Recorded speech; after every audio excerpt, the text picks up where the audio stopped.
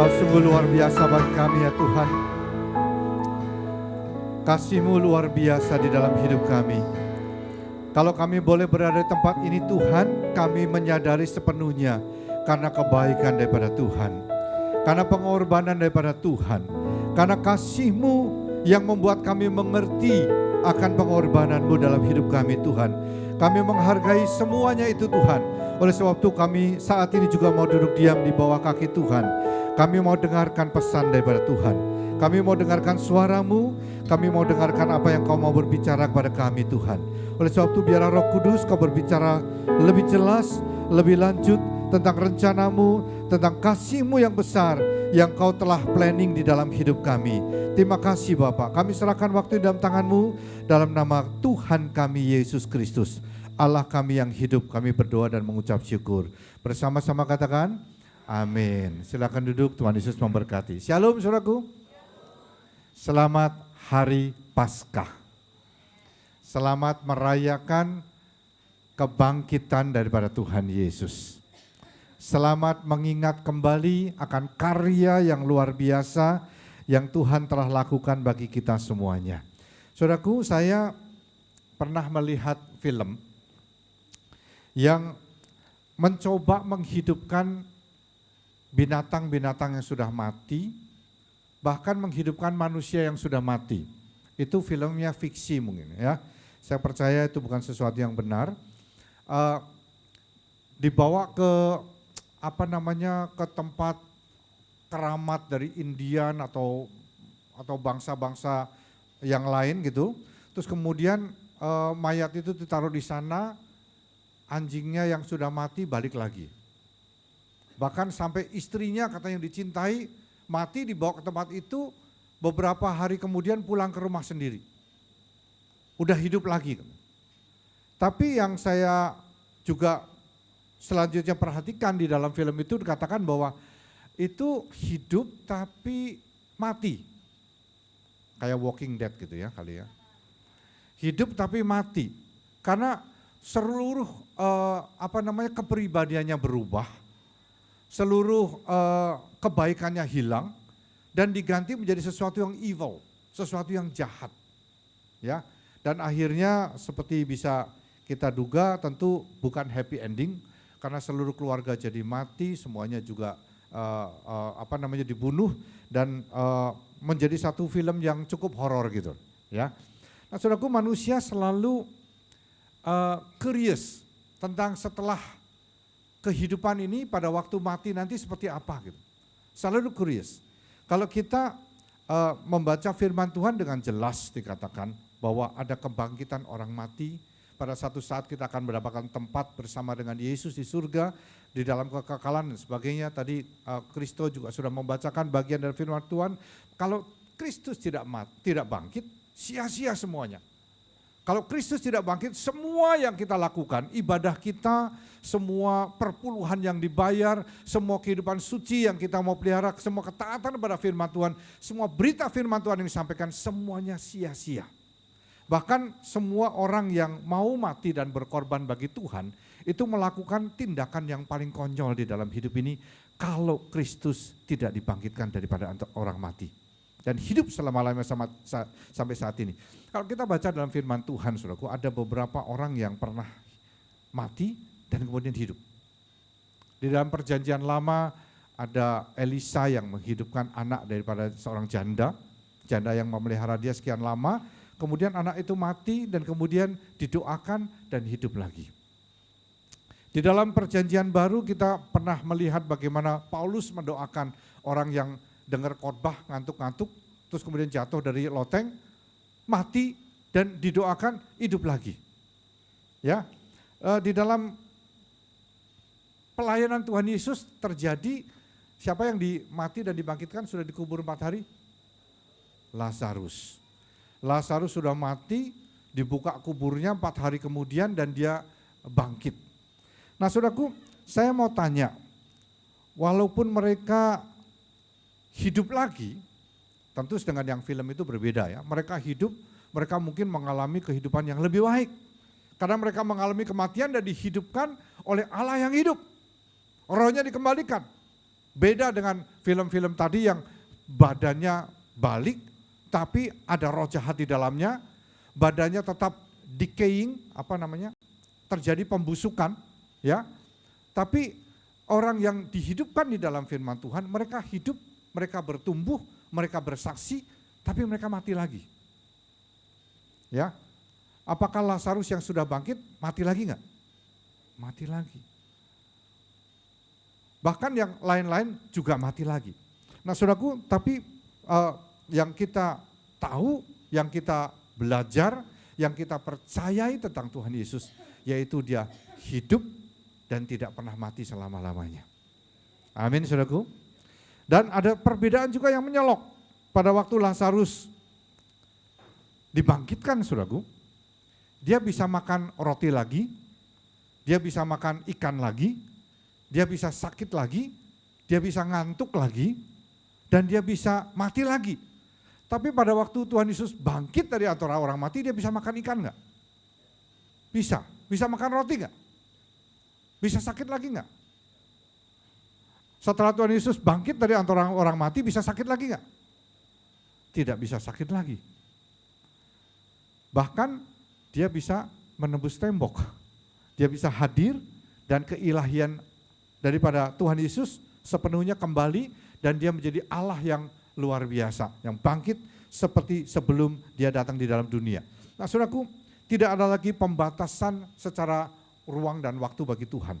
Saya bersyukur sekali pada waktu saya membaca di dalam firman Tuhan, bagaimana Allah itu kasihnya luar biasa.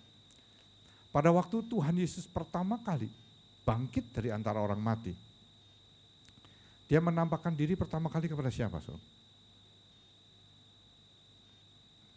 Kepada seorang wanita yang berdosa. Bukan pada orang yang hebat-hebat, tapi dia menampakkan diri pada seorang wanita yang pernah berdosa, Maria Magdalena, yang mencari Tuhan Yesus dengan pada waktu itu dia menangis, dia tanya kepada, dia pikir Tuhan Yesus itu tukang kebun, tukang jaga kuburan itu. Kalau disembunyikan, tolong kasih tahu di mana.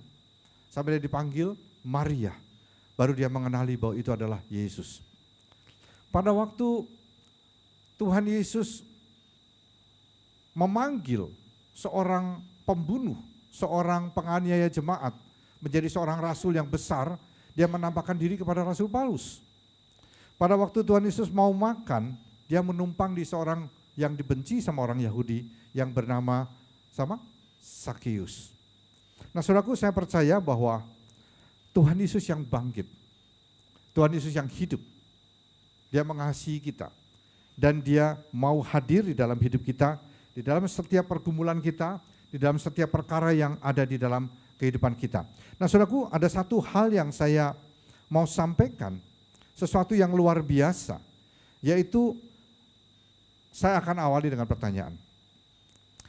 Kira-kira menurut saudara, pada waktu Tuhan Yesus datang di dalam dunia, lahir di kota Bethlehem, kemudian dia bertumbuh dan menjadi seorang hamba Tuhan yang luar biasa, melakukan banyak pekerjaan-pekerjaan Allah, kira-kira iblis tahu enggak tujuan Tuhan Yesus datang di dunia itu apa? Kira-kira dia ngerti enggak Tuhan Yesus bakal mati di atas kayu salib gitu? Dan menebus dosa semua dosa seluruh dunia. Saya pikir saudaraku, kalau dia tahu, tentu dia tidak mau mensalibkan Tuhan Yesus. Tentu dia tidak mau membunuh Tuhan.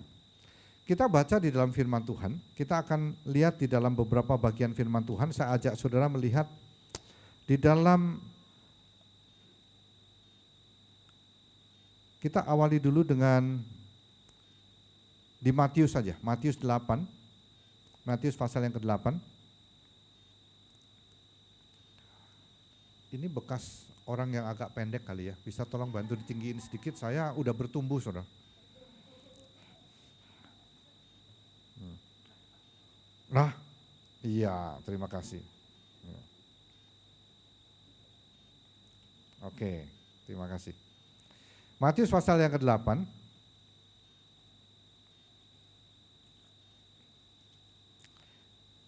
ayat yang ke-29.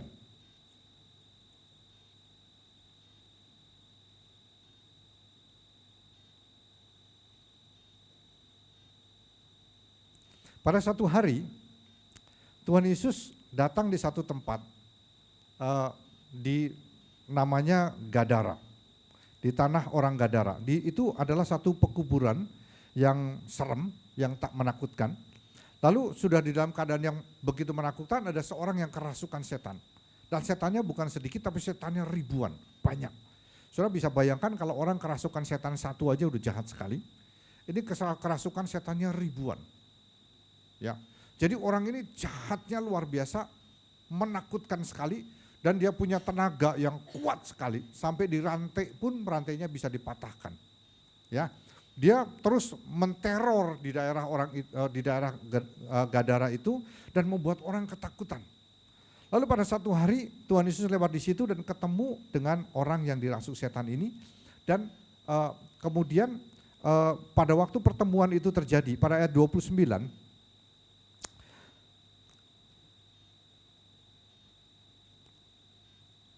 Dikatakan dan mereka itu pun berteriak, setan-setan yang berteriak. Katanya, apa urusanmu dengan kami, hai anak Allah? Adakah engkau kemari untuk menyiksa kami sebelum waktunya? Menyiksa sebelum waktunya. Iblis tahu bahwa pada satu saat waktunya akan habis dan akan mengalami penyiksaan yang kekal di dalam neraka. Iblis tahu itu. Tapi sebelum itu terjadi, iblis melakukan sebanyak mungkin penyesatan. Dan saudara tahu penyesatan daripada iblis dari waktu ke waktu makin canggih. Makin luar biasa, makin membuat bahkan anak-anak Tuhan tidak sadar bahwa dia sedang disesatkan. Nah pada waktu itu setan di dalam orang Gerasa ini berteriak-teriak, apakah Tuhan akan menyiksa sebelum waktunya? Sebelum waktunya dilemparkan ke neraka. Nah saudaraku, kemudian di dalam Yohanes pasal yang ke-13 kita baca tentang satu dialog, satu peristiwa yang luar biasa menjelang kematian Tuhan Yesus. Pada Yohanes pasal yang ke-13,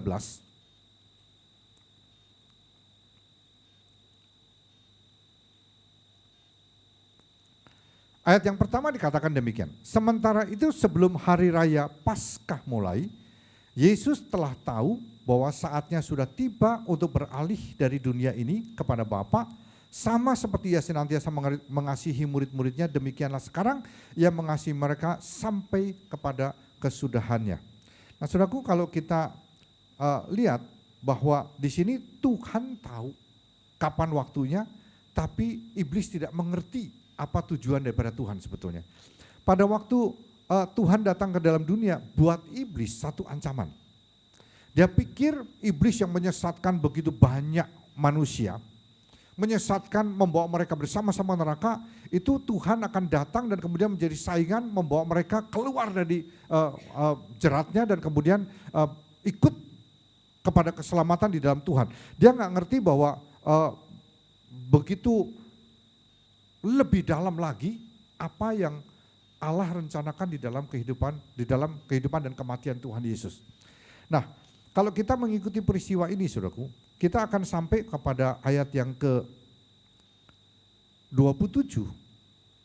Ayat yang ke-27.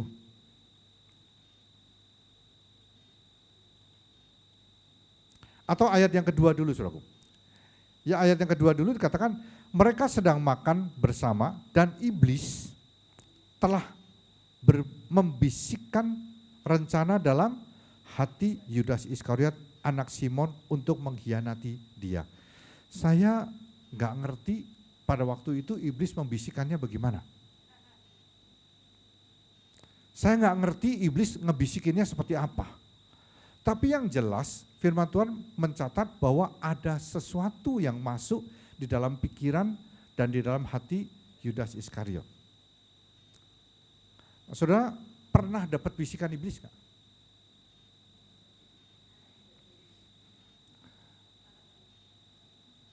Kalau sering-sering dapat bisikan iblis, temannya Tuhan atau temannya iblis?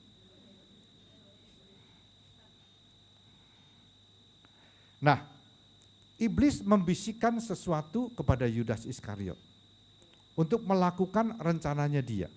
Jadi ada rencana yang dibisikkan di dalam diri Yudas Iskariot. Lalu pada ayat yang ke-27 dikatakan demikian. Dan sesudah Yudas menerima roti itu, ia apa? Kerasukan iblis. Maka Yesus berkata kepadanya, apa yang hendak kau perbuat, perbuatlah dengan segera. Jadi tahapan yang pertama dibisiki. Lalu kalau dibisiki mempan, kemudian terus-menerus melakukan apa yang dibisiki oleh iblis, akhirnya dia akan apa?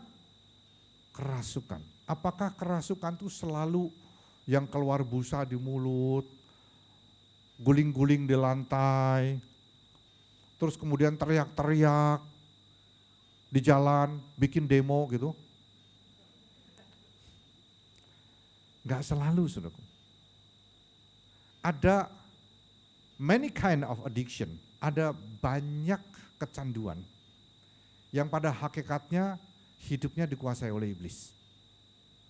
Kecanduan uang, kecanduan seks, kecanduan berbohong, kecanduan berbuat jahat, kecanduan gosip, dan banyak sekali kecanduan-kecanduan seperti itu. Awalnya datangnya dari apa, saudaraku? Bisikan.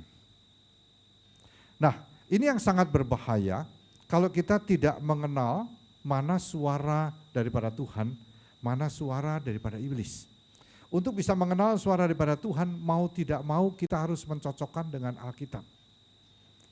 Kalau suara dari iblis pasti tidak berkesesuaian dengan Alkitab yang tertulis. Kalau suara daripada Tuhan, dia akan sesuai dengan perintah-perintah yang tertulis dalam firman Tuhan. Jadi kalau kita baca firman Tuhan, kita akan mengerti ini bisikannya Roh Kudus atau bisikannya iblis. Kalau kita banyak baca horoskop, banyak baca nonton film-film horor, banyak nonton baca buku-buku roman picisan, banyak buku yang ngeri-ngeri, takut-takut, malam-malam merinding-merinding begitu, saudaraku. Nah, itu pasti akan sangat familiar dengan bisikan daripada iblis. Nah, pada waktu itu saya melihat, membaca 27 ini katakan, dan maka Yesus berkata kepadanya, apa yang hendak kau perbuat, perbuatlah dengan segera. Kira-kira ngomong sama siapa, saudara? Tuhan kira-kira ngomong sama siapa pada waktu itu? Apa yang kepengen kamu lakukan, kerjain aja cepat-cepat. Ngomong sama siapa? Ngomong sama Yudas, juga ngomong sama iblis. Ngomong sama dua-duanya. Dan pada waktu itu iblis yang sudah merasuki Yudas, dia mudah sekali menguasai dan melaksanakan rencananya kepada Yudas. Nah, saudaraku, pertanyaannya, kalau sampai Yudas itu dikuasai sedemikian rupa dan dia menjual Tuhan, dan kemudian kalau kita lihat cerita berikutnya, kisah selanjutnya bagaimana orang Israel begitu kerasukan, dan kemudian mereka rela membebaskan seorang Barabas, penjahat, dan minta Yesus salibkan. Disalibkan. Pada waktu itu saya percaya di dalam pemikiran daripada iblis, kalau Yesus mati, selesai urusannya. Tapi ternyata Tuhan mempunyai rencana yang sangat luar biasa. Ya, kalau saudara membaca di dalam bagian firman Tuhan yang lain, ya, saudara bisa melihat bagaimana iblis itu sebetulnya seperti terkecoh dengan kematian dan kebangkitan Tuhan Yesus. Ini sesuatu yang luar biasa sekali, satu yang luar biasa sekali. Nah, saudaraku, di dalam 1 Petrus pasal yang ketiga, saya ingin mengajak saudara, ini seringkali ayat ini menjadi perdebatan, ya, 1 Petrus pasal yang ketiga. Tapi saya percaya bahwa Tuhan mau mengajarkan sesuatu kepada kita melalui ayat-ayat ini. 1 Petrus pasal yang ketiga, ayat yang ke-18.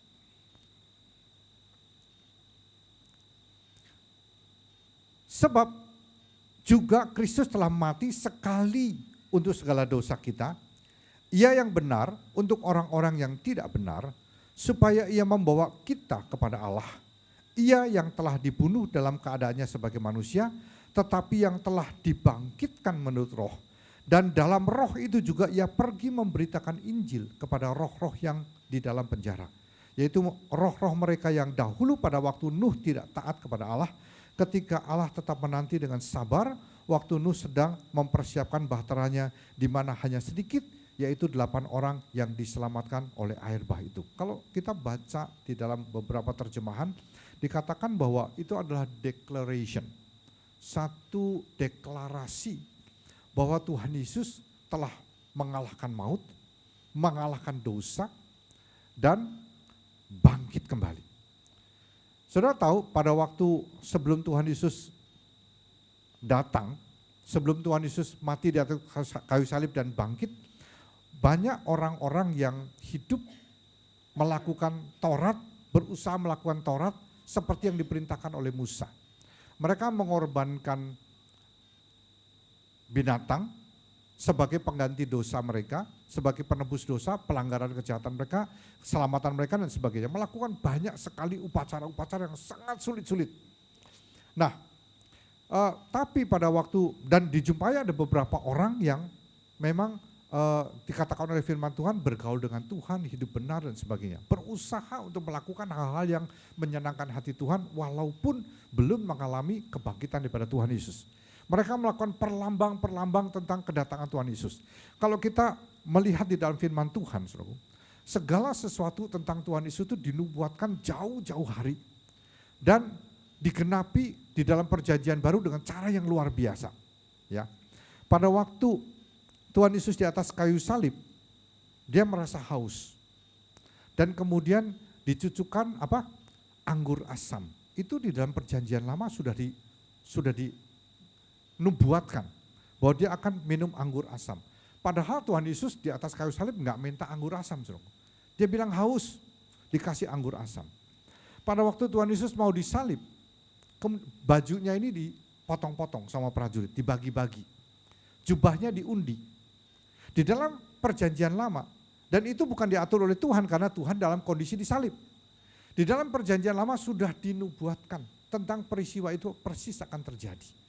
Nah saudaraku, kemudian pada waktu perkataan Tuhan Yesus di atas kayu salib, itu juga sudah dinubuatkan semuanya dengan sangat detail, dengan sangat jelas saudaraku. Jadi sebetulnya segala sesuatu tentang Tuhan Yesus itu sudah dinubuatkan dengan begitu luar biasa dan digenapi dengan luar biasa. Salah satu yang sangat luar biasa dikatakan bahwa tidak ada tulang-tulang Tuhan Yesus yang dipatahkan.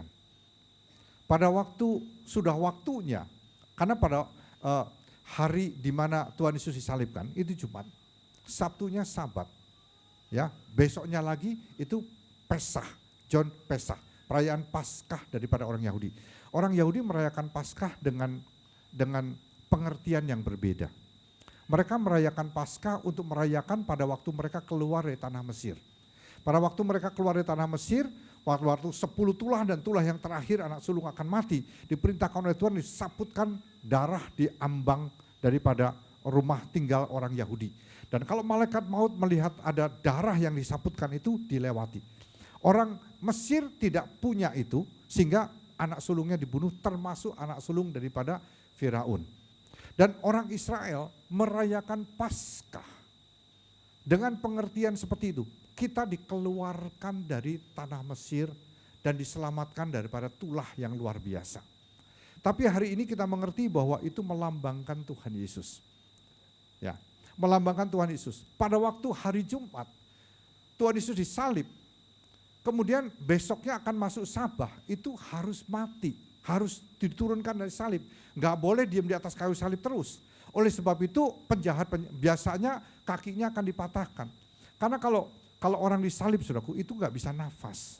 Dia untuk bisa nafas dia harus jejakkan kaki, ambil nafas turun lagi. Jejakkan kaki, ambil nafas turun lagi. Kalau kakinya dipatahkan dia enggak bisa ambil nafas. Dia akan kecekik dan mati. Pada waktu Tuhan Yesus akan dipatahkan kakinya, ternyata dijumpai dia sudah mati. Sehingga tidak perlu satu tulang pun dipatahkan. Sesuai persis seperti yang dikatakan oleh firman Tuhan dinubuatkan ratusan ribuan tahun yang lalu. Satu peristiwa yang detailnya begitu luar biasa. Dan kalau saudara lihat satu demi satu penggenapan nubuatan daripada Tuhan, itu sangat detail semuanya. Dan terjadi dengan cara yang ajaib, dengan cara yang luar biasa. Satu nubuatan yang masih kita menantikan di depan mata kita apa saudaraku? Kedatangan Tuhan Yesus yang kedua kali. Kalau nubuatan-nubuatan yang lain digenapi dengan cara yang sangat detail, saya percaya bahwa kedatangan Tuhan Yesus yang kedua kali juga akan digenapi dengan cara yang persis sama seperti dikatakan oleh firman Tuhan. Kalau waktu itu terjadi, saudara sudah siap? Atau masih sibuk bayar utang?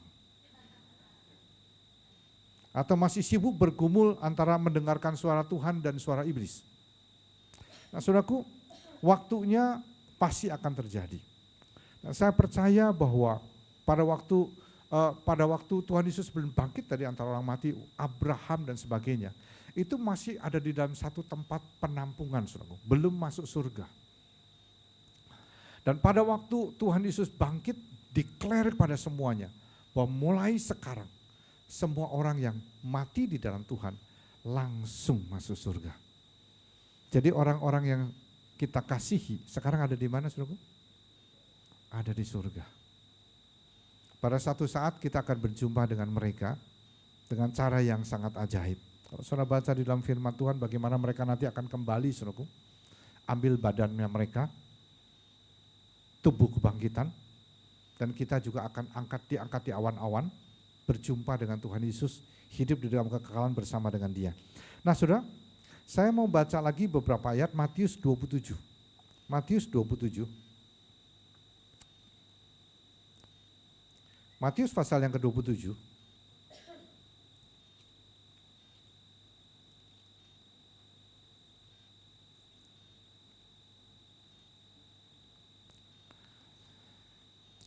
Mulai ayat 51.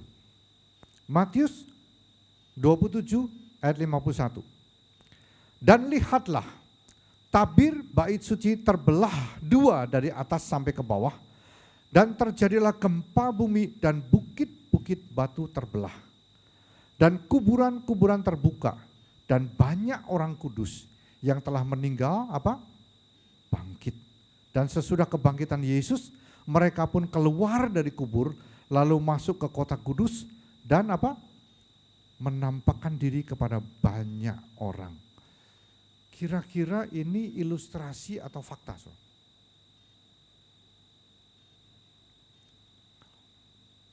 Saudara percaya nggak peristiwa ini betul-betul pernah terjadi, so? Ini saya percaya ini satu hal yang sangat spektakuler. Pada waktu Tuhan Yesus disalibkan, pada waktu itu terjadi gempa bumi, ya, langit menjadi gelap gulita, dan terjadi ketakutan yang sangat luar biasa pada para prajurit yang menjagai dan menyalibkan Dia. Nah, peristiwa itu belum pernah terjadi sampai mereka bilang, betul ini adalah anak Allah. Tabir bait suci terbelah, dan belahnya bukan tengah, dari ujung sampai ujung. Melambangkan bagaimana sekarang kita melalui Tuhan Yesus kita bisa langsung menghadap tahta Allah dan ketemu dengan Tuhan. Nah saudaraku, ini satu peristiwa-peristiwa yang sangat luar biasa terjadi. Pada waktu itu bagaimana Tuhan mendemonstrasikan kuasa kebangkitan yang sangat luar biasa. Tentu kebangkitan Tuhan Yesus adalah sesuatu yang sangat spektakuler, sesuatu yang sangat luar biasa. Dan salah satu peristiwa-peristiwa yang menyertai adalah orang-orang kudus keluar dari kubur, menampakkan diri di kota kudus, dan kemudian bersama-sama dengan Tuhan naik ke surga. Nah saudara, saya percaya bahwa Tuhan segera datang kembali. Amin. Saudara, mau Tuhan datangnya lama-lama apa cepat? Bener nih. Enggak mau tunda-tunda lagi ya? Yang belum kawin gimana? Kawinlah cepat-cepat. Nah saudaraku ya, saya percaya bahwa Tuhan segera datang kembali. Dan sementara menantikan kedatangan Tuhan, dia juga menjanjikan kehidupan penuh kemenangan. Karena dia hidup, ada hari esok. Sebab dia hidup, apa tadi? Aku tidak gentar. Nah saudaraku, saya percaya bahwa Allah kita adalah Allah yang luar biasa. Saya akan menutup dengan sebuah ayat di Perjanjian Lama, Yeremia. Apa yang dikatakan Tuhan kepada bangsa Israel dalam pembuangan, yang melambangkan juga apa yang Tuhan ceritakan kepada kita.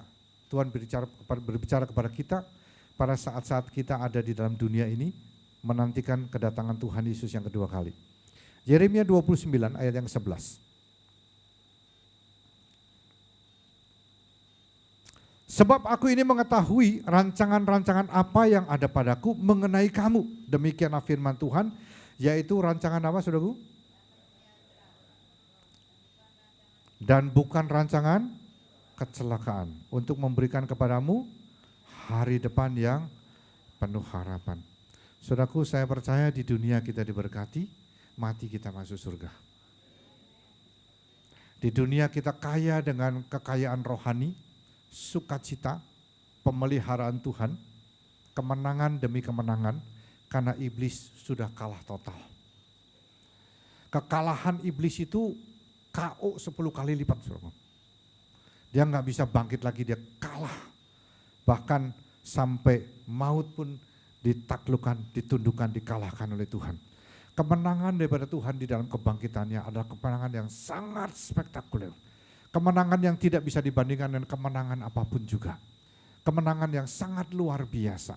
Kemenangan yang betul-betul membuat iblis tidak berdaya sama sekali. Dan saya percaya bahwa kekalahan total daripada iblis, kemenangan total daripada Tuhan sudah dianugerahkan kepada saudara dan kepada saya. Mari kita terima kemenangan daripada Tuhan, terima sukacita daripada Tuhan, terima kuasa kebangkitan daripada Tuhan. Terima hari depan yang penuh dengan harapan bersama dengan Tuhan. Yesus memberkati kita semuanya. Haleluya. Puji nama Tuhan. Para pemain musik, sebab dia hidup. Yuk kita nyanyi, sebab dia hidup. Kita bangkit yuk, berdiri.